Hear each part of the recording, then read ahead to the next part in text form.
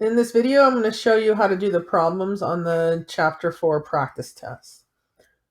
For number 1, you're taking the cube root of negative 125, which is just negative 5. You don't really have to do any work for that.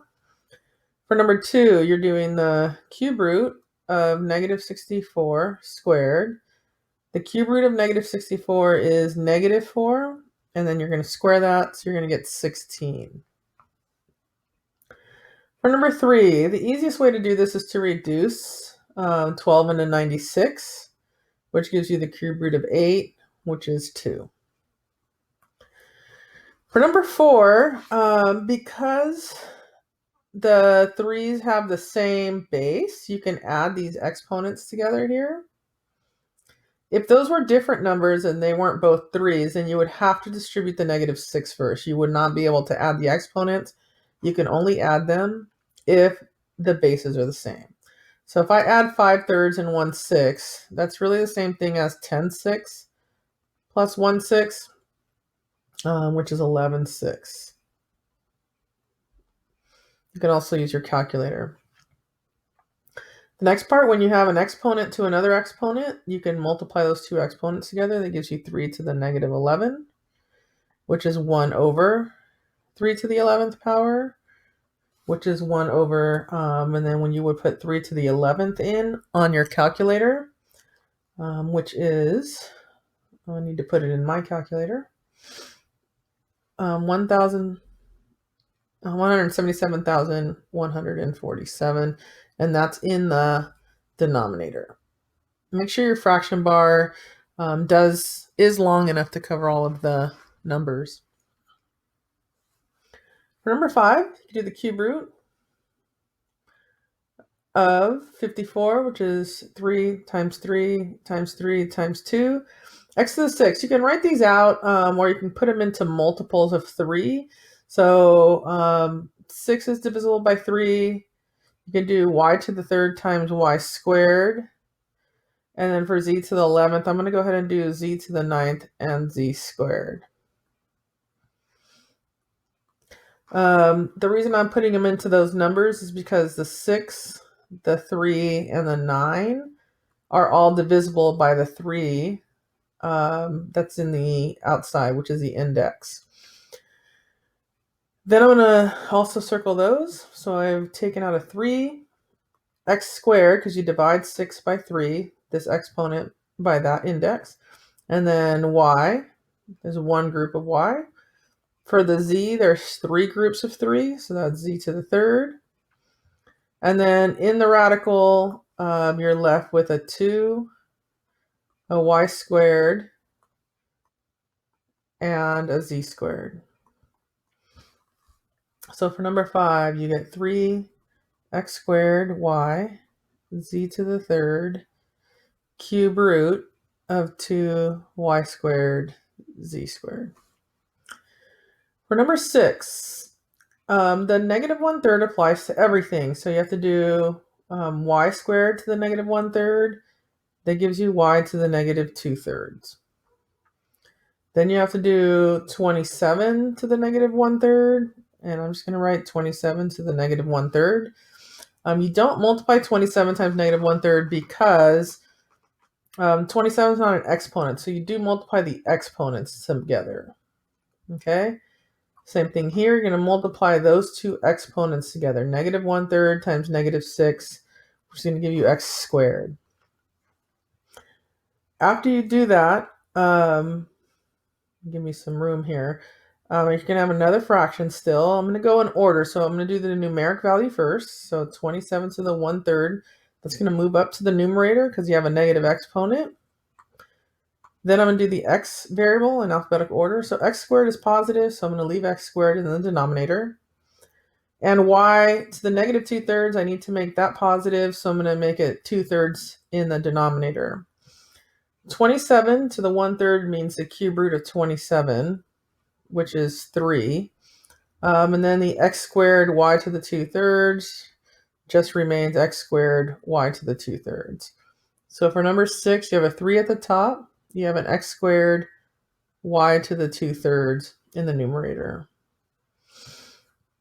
For number 7, when you have addition and subtraction, you do all of the simplifying separately. You cannot combine those. So you're going to do 5 times the square root of 63, which is 3 times 3 times 7. 112 is 28 times 4, which is 2 times 2 times 7 times 2 times 2. So I have 15 square roots of 7. 2 times 2 times a 2, that's already out there. That's 8 square roots of 7. So that gives you 23 square roots of 7.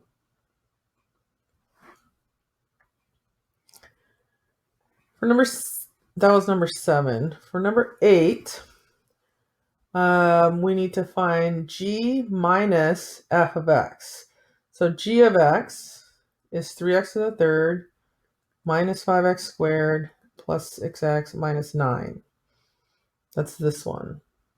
But we're subtracting the f of x function, so we're going to subtract the f of x function. 2x to the third plus 4x squared minus 8x plus 4. So we have to distribute that minus sign.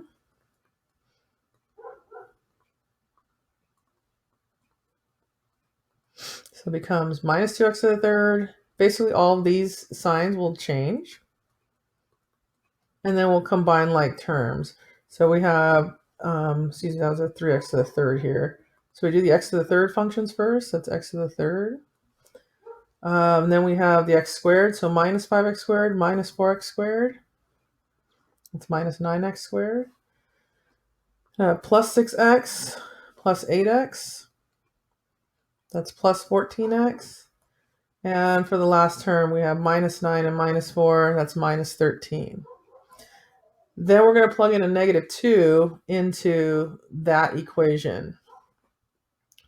So when I plug in a negative 2 into that equation, that's going to give me negative 2 to the third minus 9 times negative 2 squared, so that's 4, plus 14 times negative 2 minus 13.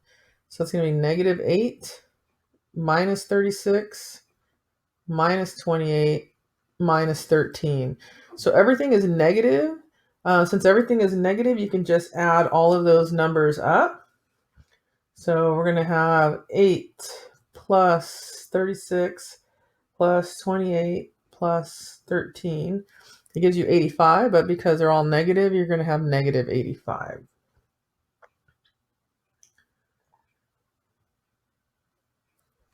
For number 9, you're going to have f plus g of x. So you're going to have f of x plus g of x. And since those are alike, you're just going to have 4x to the 2/3. You just combine like terms. Nothing happens to the exponents. Then we're going to evaluate at 27. So it's going to be 4 times 27 to the 2/3, which is 4 times the cube root of 27 squared, just 4 times 3 squared, which is 4 times 9, which is 36.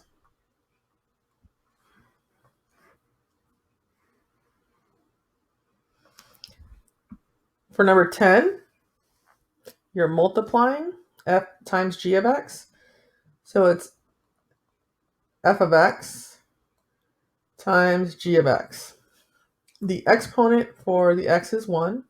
So you're going to multiply the two numbers together. That gives you negative 8. And then you're going to add 2/3 plus 1 for the x's, the exponents. So that's going to give me negative 8x, and then that's 2/3 plus 3/3, so that's 5/3. So that's negative 8x to the 5/3. When I plug in a negative 8, and I get negative 8x, not x, excuse me. We're plugging in a negative 8 there for x, so negative 8 to the 5/3. So negative 8, cube root of negative 8 times 5. So it's going to be negative 2 to the 5th, negative 8 times negative 32. It's 240 and 16. So that's 256. When you're dividing, you're going to take the f of x function and divide by the g of x function. So again, this is an exponent of 1. So we divide the negative 4 into 2. So that gives you negative 2. And then we're going to subtract 1 minus 2/3. So that's 1/3. But that's in the denominator. So that's negative 2 over x to the 1/3 power. And then we're going to plug in a negative 8 for the x. So it's going to be negative 2 over negative 8 to the 1/3, which is negative 2 times the cube root of negative 2. Negative 8. Which is negative 2, so that's 1.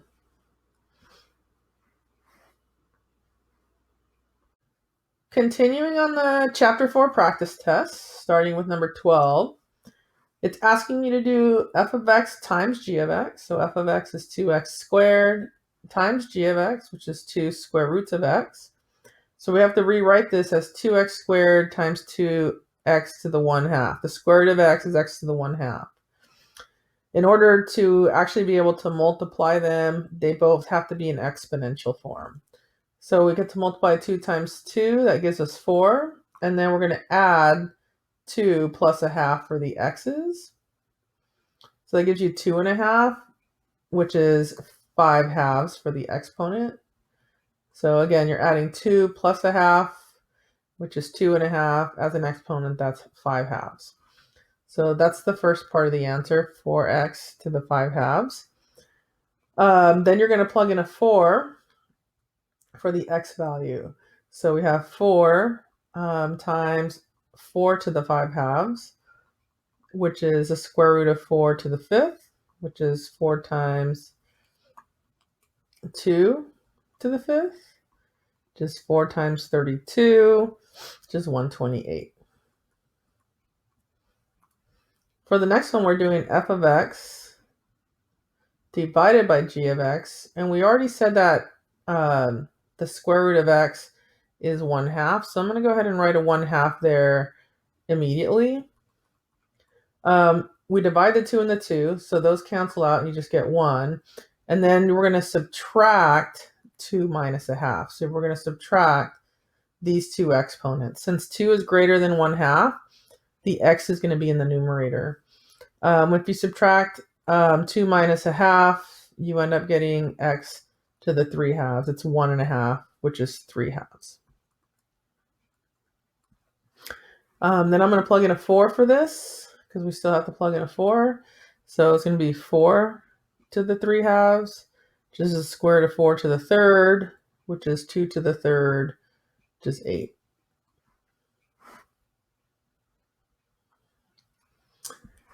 For number 14 through 17, we're finding inverse functions.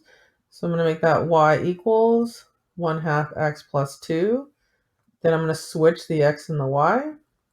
1/2 y plus 2.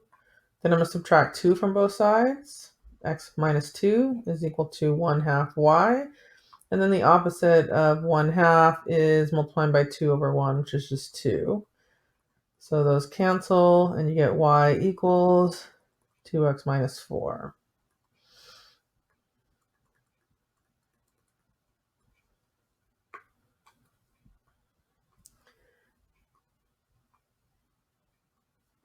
For number 15, we have y equals 3x plus 6. Then you switch the x and the y. Then we're going to subtract 6. And then divide both sides by 3. So you get y is equal to x minus 6 over 3.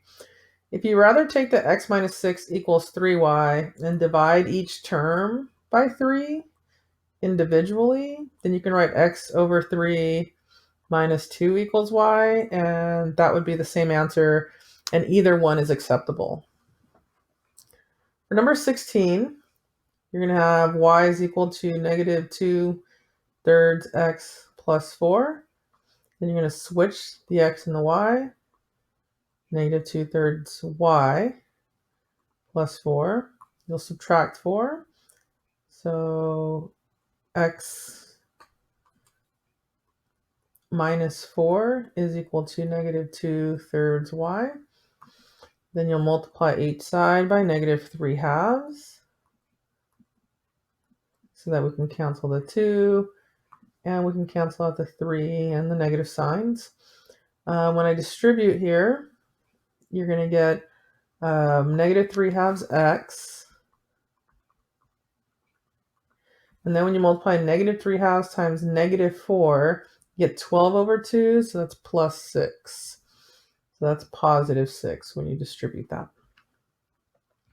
Number 17, you have y is equal to x squared plus 5. You switch the x and the y. Then you're going to subtract 5 from both sides. And then you'll take the square root of both sides. So y is equal to plus or minus the square root of x minus 5. You have to use a plus minus anytime you take an even root. So a square root, a fourth root, and so on.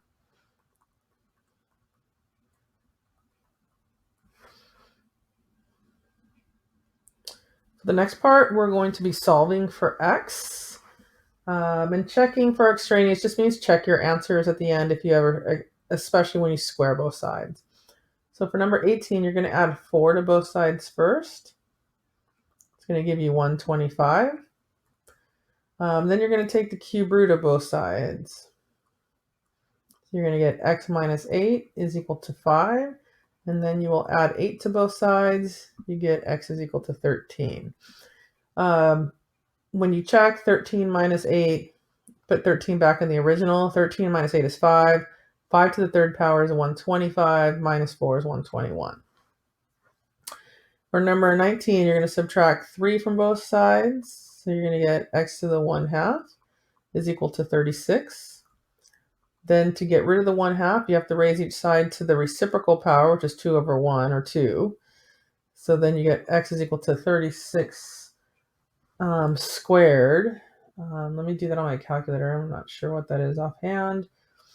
So 36 squared is 1296.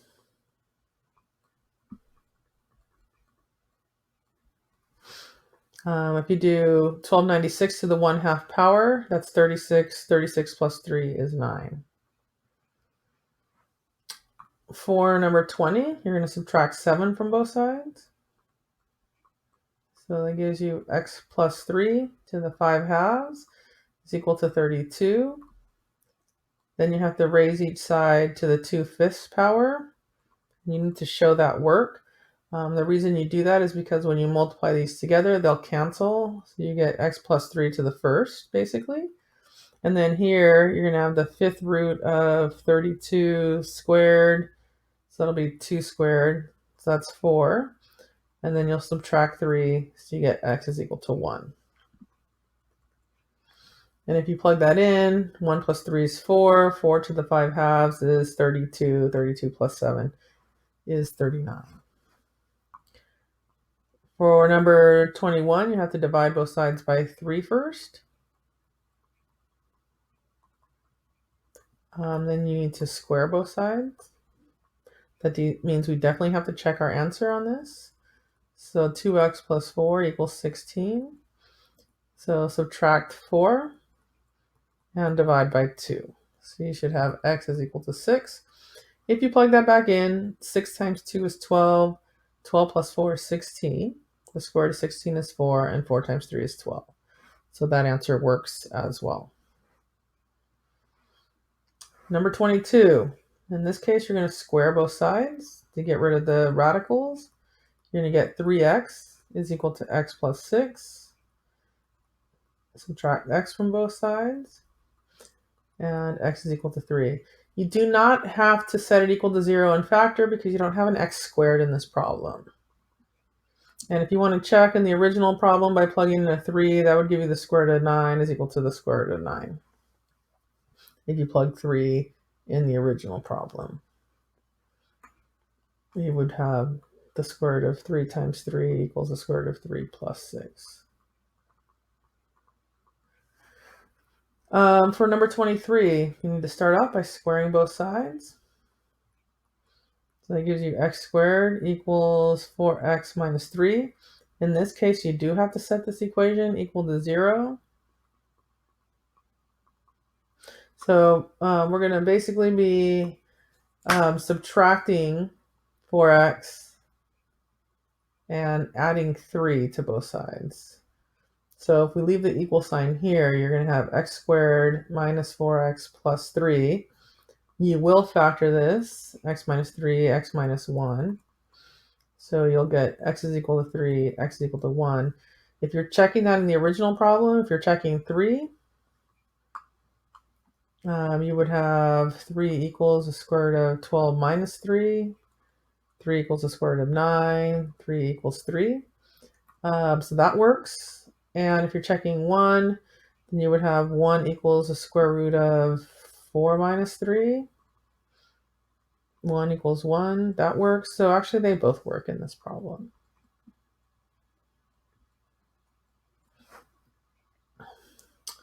For number 24, you're going to divide both sides by 3 first. So you get x to the 3/4 is equal to 192 divided by 3, which is 64. Then you're going to raise each side to the 4/3 power. So those will cancel. So you get x is equal to the cube root of 64 to the 4th, which is 4 to the 4th, which is 256.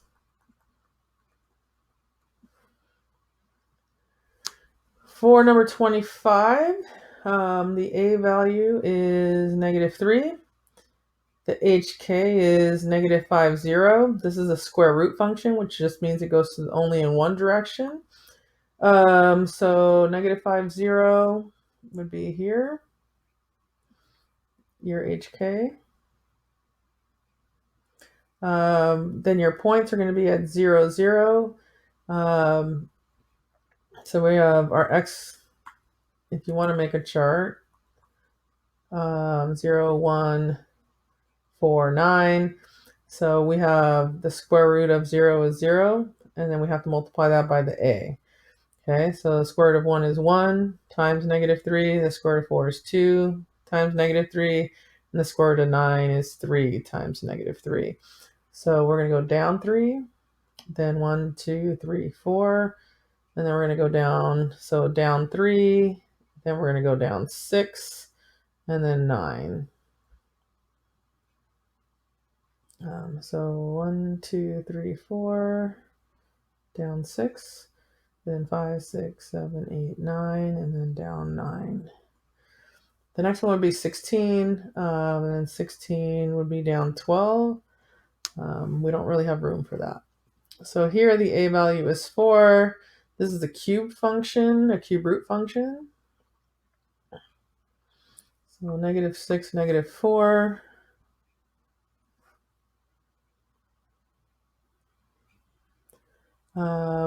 We need to make room here because we need to make sure we go in both directions. So in this case, when we do the xy, we're going to use 0, 1, and 8. So the cube root is going to be 0, 1, and 2, but we have to multiply that by 4, the a value. Okay, so we have 0, 4, and 8. Those are the up values. So 0, 0. 1, 1, 2, 3, 4, and then 1, 2, 4, 5, 6, 7, 8. 1, 2, 3, 4, 5, 6, 7, 8.